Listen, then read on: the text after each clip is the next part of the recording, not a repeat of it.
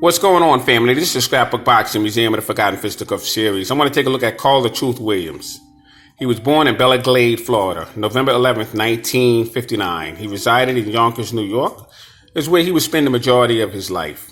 He would die in New York as well. He was a heavyweight that stood 6'4" and he had total fights of 41 bouts, 30 wins, 21 knockouts, 10 losses, and 1 no contest.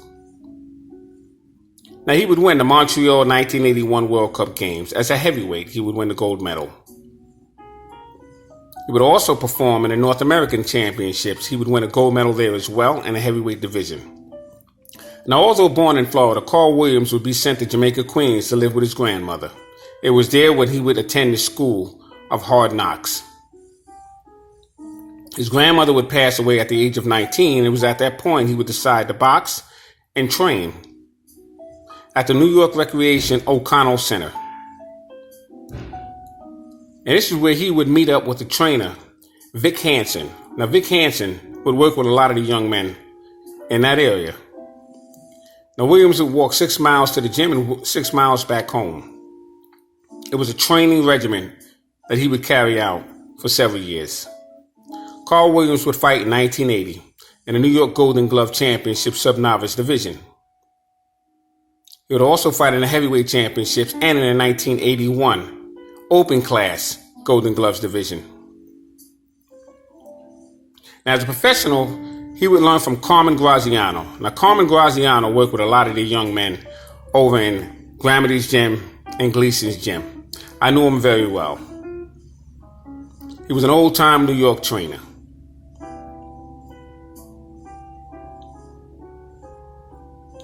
Now, at this time, Carl Williams would sign a contract with Ron Katz, and he was in charge of Top Ranks, along with Bob Arum. Now, Carl Truth's first notable opponent would be with James Quick Tillis. Now, James Quick Tillis, if you're not familiar with him, he was the first opponent to take Iron Mike Tyson the distance. But James Quick Tillis was the champion at one time. So he would face James Quick Tillis. He would face Larry Holmes for an opportunity to win the heavyweight championship. And they came up short, and most observers, including myself, thought that Carl Truth Williams pulled it off. He didn't have to pull it off. And unfortunately for him, he did not get the nod. So the next opportunity he would get to fight a formidable opponent would be a fighter by the name of Jesse Ferguson. Now, he would defeat Jesse Ferguson. He would be on his way. Once again, as reference, Jesse Ferguson would face Mike Tyson, upstate New York. And Ferguson would be hit with a bodacious uppercut by Mike Tyson. And Mike Tyson would have the famous quote of saying, "I was trying to shove the nose bone into the brain." And I caught a lot of flack of Mike Tyson. But Jesse Ferguson was very tough and very durable. But the James Quick Tillis would be knocked out by Mike the Hercules Weaver. And Mike Weaver would be heavyweight champion when he knocked out John Tate a minute and a few seconds into the 15th round.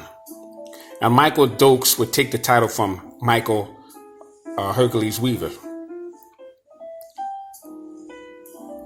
But Call the Truth Williams just kept coming up short. It would take him about 6 weeks before he would develop the confidence once again.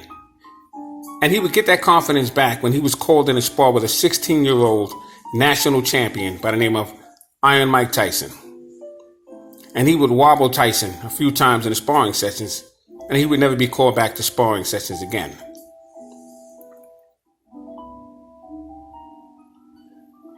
But I was at the fight with Call the Truth Williams when he stopped smoking Bert Cooper, broke his eardrum. And this was in Atlantic City. And Bert Cooper was a young man up and coming. He was 20 years old, and they were trying to compare Bert Cooper at that time with Iron Mike Tyson. But he had to get past Call the Truth Williams. And at that time, Williams was beginning to become known as a journeyman, as a man you had to get past in order to move to the next level of boxing. And Smoking Bird Cooper had Joe Frazier in his corner, and Joe Frazier's brother. He was sparred with Marvis Frazier. And the future looked pretty bright for Smoking Bird Cooper. But when he met up with Call the Truth Williams, Williams meant business. And he busted his eardrum and they stopped the fight. And Williams was back on track again. Like I said, that fight was in Atlantic City. He would eventually fight Mike Tyson. Mike Tyson would knock him out in one round. And Mike Tyson was in line to face Bone Crusher Smith. They were trying to get a Holyfield fight for Mike Tyson. But he was in line to fight Bone Crusher Smith. And Carl Truth Williams was knocked out in the first round. He got up, said he was okay. And Randy Newman was the referee. He waved it off.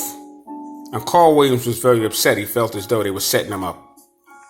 But Carl Williams would be in there with terrible Tim Witherspoon, who was a very, very good overhand right puncher from Philadelphia. He was a champion himself. He was knocked out in the HBO tournament by Bone Crusher Smith. Tim Witherspoon would also get a title shot with Larry Holmes. And that fight was in Atlantic City. I was at that fight, second row. I was also at the fight with Camille Odom. Now, Camille Odom was ranked number 3 in the 1984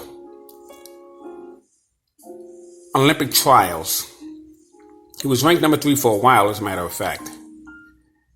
And I was at a fight with Meldrick Taylor and Courtney Hooper in Atlantic City. And on the undercard, I didn't even know he was fighting that day. Camille Odom was in there with a man that I most admired. His name was Big Art Tucker. Art Tucker used to work at a Nissan car dealership after spending time in Rollway State Prison. And Art Tucker was undefeated. Majority of his fights were by knockout. And when I saw those two come out from the locker rooms and go into the ring, I was very shocked because I didn't think they would be fighting one another. And Camille Odom would knock out Big Art Tucker. And that really shocked me. But Camille Odom was something else. He was a very good fighter. Just wasn't always in shape, but he was a pretty good heavyweight. That fight was in Atlantic City as well. Carl Williams would also face Trevor Berbick, who was a former heavyweight champion, WBC. Mike Tyson knocked out Trevor Berbick in 2 rounds to become the youngest heavyweight champion of all time, at the age of 20. Floyd Patterson was 21. But Mike Tyson would only have the 1 belt. Floyd Patterson would be unified. And that fight was in Atlantic City. I was at that fight.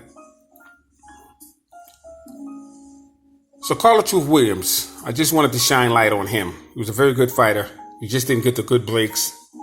He came in kind of late, although he started at the age of 19, but he didn't really get a great start until later on.